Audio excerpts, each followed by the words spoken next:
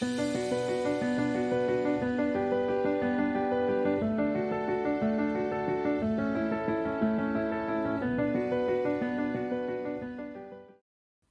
not doing without. They've got the same lifestyle. 19 and three quarter years, 4.1%. They could end up with 1.12 million. So there's an opportunity cost for people. And the opportunity cost in this particular case was if they did nothing, it was going to cost them $300,000. It was going to cost them 20 years of their life, another 20 years. And the money here is the equivalent of spending or just blowing $41 a day, $1,270 a month, or $15,000 a year in wasted interest. That's over and above what they have to repay in any case. So if they took the green option, where they'd end up with nearly the 1.2 million, they're saving 19 and three quarter years. That's the same as saving $166 a day. And these people had no money. Remember, they were, every month they were in debt. That's the same as saving $5,000 a month or $60,000 a year. You and I know, Paul, that superannuation funds do better than 4%. So if we came up with, let's be very conservative and say 6%, then for that same 19 years where they invested, and we'll count, we were going to do 2,700 there, weren't we? So 2,700, 6%, calculate that. And look at that. They're never going to run out of money.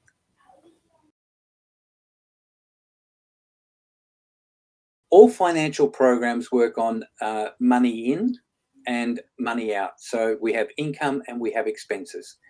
And in this particular screen, we take into account Sam and Sally's income. We're talking about Sam's income being $45,000 a year, which is annual, which means that it's $37.50 per month. And we know when it started and we know when it's going to end. And part of this is the secret to the whole program as well. And Sally's income is much less. She gets paid fortnightly, and her net monthly is $28.70. And she's also stopping work about 20 years before Sam. So that's an important thing. They have other incomes and child support is an income, and the child support here is $166. And they also have a family allowance, which is $300. So when all of those are totaled up, it's on the right-hand side at just over $7,000. The next screen, we've got expenses. So you've got income, then you're going to have expenses. And we've broken it down into envelopes because in the old days, your grandfather used to come home with his pay packet, dropped it on the kitchen table, and grandma used to take the money out and break it into envelopes for rent and food and electricity and things like that. So each of these are envelopes up here. And it's broken down into categories. And you could click on any of these to see where that money is being spent. And the total of all of these expenses is $5,200, but you've still got to add the mortgage onto it. So what we're looking at here is on the bottom right-hand corner is just the total of all of those expenses. So you can break any of those open and you can see what it's doing up the top here. What I've done with this is I've gamified it a little bit in as much as traffic lights. Of that total income of $7,000 on the front screen, nearly 43%, $3,700 is what's called non-discretionary expense. And non-discretionary means you need to pay this or something will get turned off or taken away. So things such as your mortgage or your car payments, gas, electricity, those sorts of things. Although it could be said that gas and electricity usage is discretionary expenditure. Then we look at the amount of discretionary expenses, and in this particular case, $4,000 is discretionary. The problem that these people have is they should have a surplus. Everybody should have a surplus at the top. The green should be at the top. The problem is they're overspending by 9% of their total income. Now, there's only one way that can be done, and that's credit cards. Because once the cash is gone, all you've got left is the credit cards.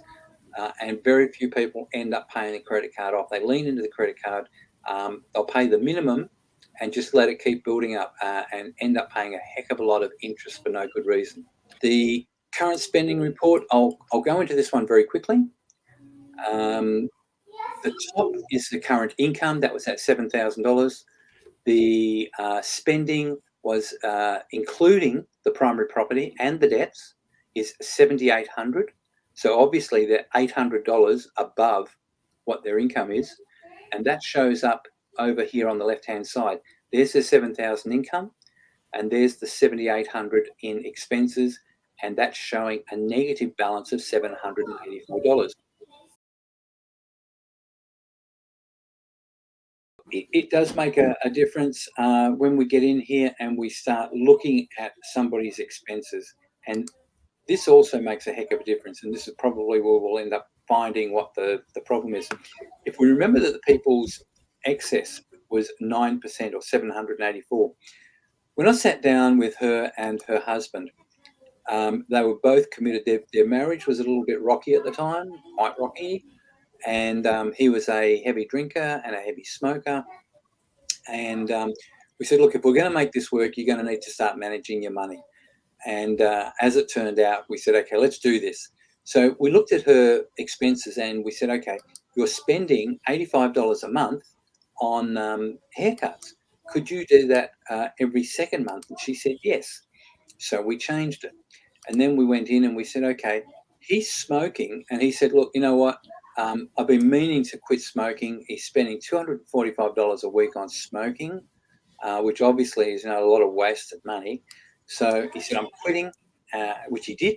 And so we saved that straight away. And you can see we've already got the green to the top here. We've got 320. But we kept going. She was putting aside $50 a week for clothing, and we said, how about if you did that monthly instead? And so we didn't say stop doing it, we just said modify your behaviors.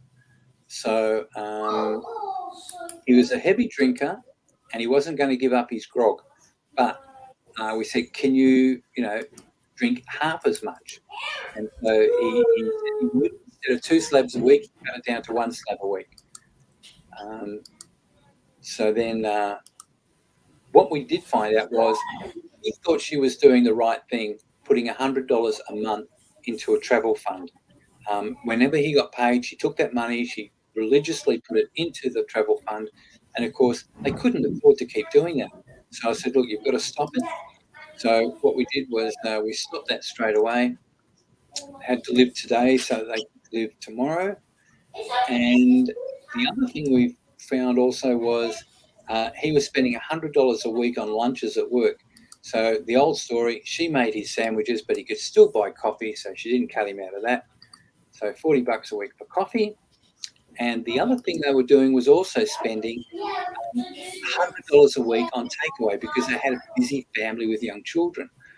So I said, look, instead of $100 a week, how about if you spent $150 one night a month and you go out for a really good meal and spend time together? He said, yep. So they changed that. So you can see what we've done is we've gone from minus 9% to a positive 11.6% or a positive $825. The other thing that we looked at was their mortgage. And we said, okay, look, it's not going to cost you any more. Just take your current mortgage and instead of paying it monthly, just pay it fortnightly. So we submitted that and away we go. So I'm not going to make any more changes. Let's have a look at what's happened now. So we've gone from 8 years down to 1.83 years and all of their debts are paid off. They've saved $14,000 and they've saved 6 years. Instead of 30 years, they're down to 10 and a quarter years. They've saved 150,000 in interest, and they saved nearly 20 years in time. Now, we haven't changed their income. It's their current income. It's just they've modified their behaviour. That's all that's happened. And that makes a huge difference. Oh, crikey. 30 years down to 10 and 150,000 saved. How long would you have to work to earn 150,000 after tax? Oh, long. Especially this couple, because they weren't big earners in the first place. No, she was at home and he worked for Australia Post on about 60,000. Yeah. So here's the conventional method, and here's if they follow what the program tells them to do after 10 years, they're totally out of debt. And look at that difference there. That's massive. Absolutely. So how much difference is that going to make in the future to their retirement fund? So they save 164,000 in total between the debts and the mortgage. They'd be debt-free 19 3/4 years ahead of time. And they'd discipline themselves to save, live without the $1,700 on expenses and mortgage. So you can see here is the expenses, here is the mortgage. They were spending $3,200 per month. Now, they're not doing without. They've got the same lifestyle. 19 3/4 years, 4.1%. They could end up with 1.12 million. You and I know, Paul, that superannuation funds do better than 4%. So if we came up with, let's be very conservative and say 6%, then for that same 19 years where they invested, and we'll count, we were going to do 2,700 there, weren't we? So 2,700, 6%, calculate that. And look at that. They're never going to run out of money.